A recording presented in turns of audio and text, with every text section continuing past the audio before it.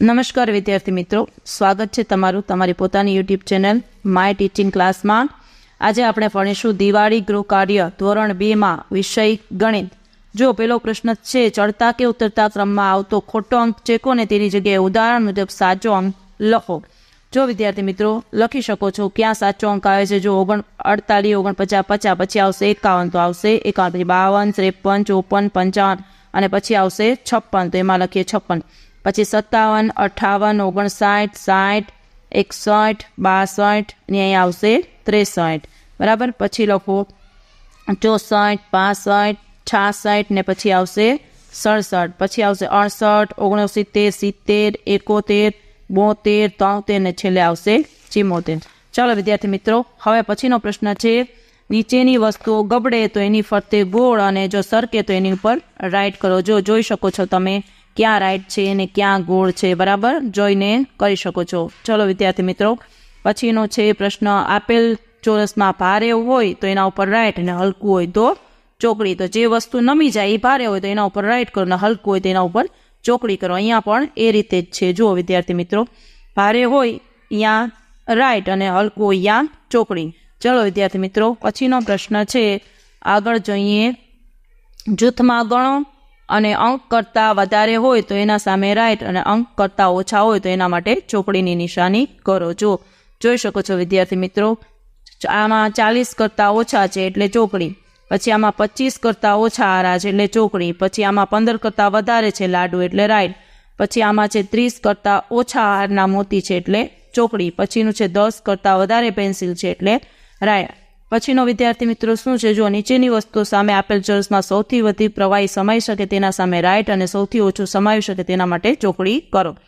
ચાલો જોઈ શકો છો, જ્યાં વધારે સમાવે ત્યાં તમારે રાઈટ કરવાનું છે અને ઓછું સમાવે ત્યાં તમારે ચોકડી કરવાની થાય છે। જોઈ શકો છો વિદ્યાર્થી મિત્રો। હવે આગળ જોઈએ।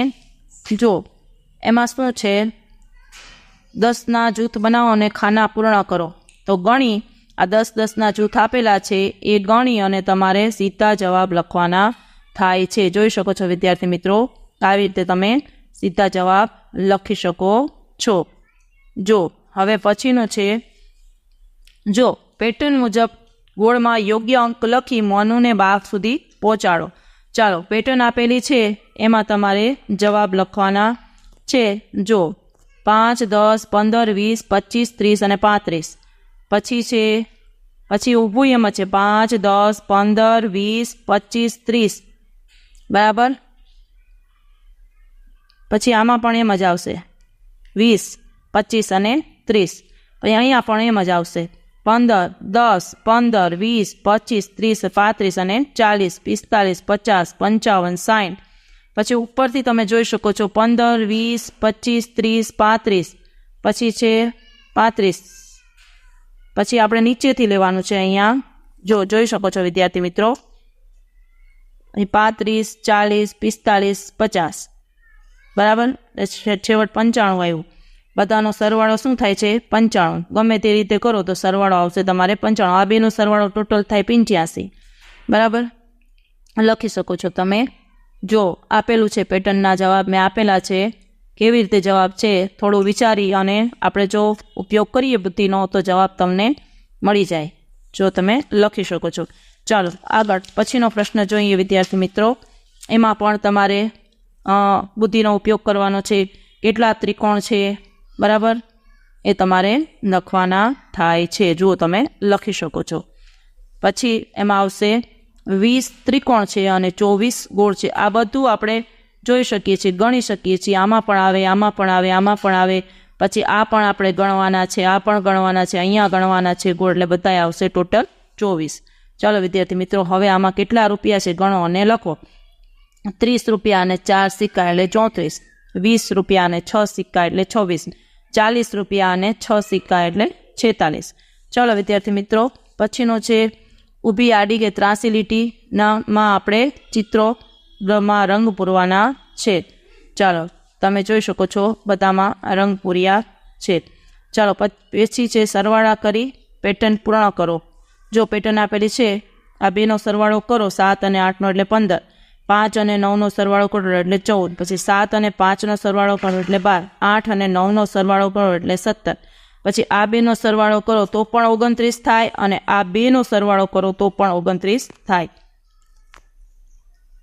ચાલો વિદ્યાર્થી મિત્રો, હવે 12મો અને છેલ્લો પ્રશ્ન આપણે જોઈએ. જો જે ઓગસ્ટ મહિનાનો હવામાન ચાર્ટ આપેલું છે એના ઉપરથી આપણે પ્રશ્ન જવાબ લખવાના થાય છે. જો ગણવાના છે કેટલી સંખ્યા છે, હવામાનના દિવસોની સંખ્યા,